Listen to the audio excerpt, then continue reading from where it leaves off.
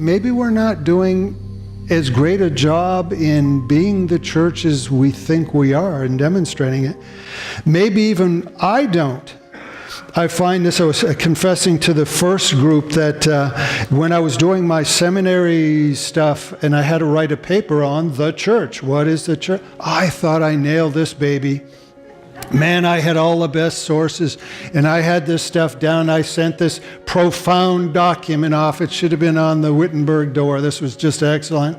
And I get the paper back, and I didn't do a bad score on it, but the comment on it on the bottom was, not bad. You're beginning to understand what the church is. And I was like, beginning? What? And as time has gone on, I realized whoever marked my paper was right on the money. I knew nothing.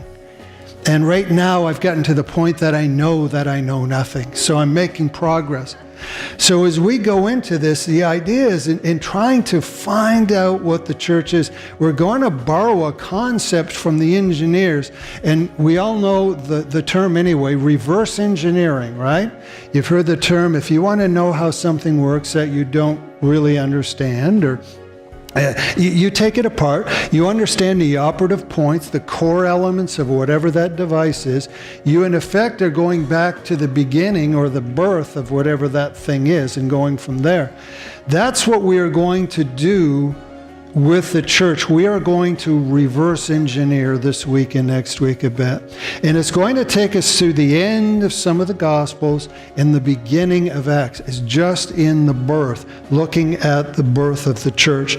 And as I was doing my journey, as I was going through this, there was a few things that I learned is one that I think we're going to find that there's phases involved here. We'll look at 3 and then touch a 4th next week. The other thing that I found from this is that when you try and look at the birth of the church, you can't help but look at the birth of yourself, spiritually speaking. The whole process, the birthing process of this thing we call the church, was also the birthing process spiritually of the people who were in the church. And you can't divide the two. The two go together.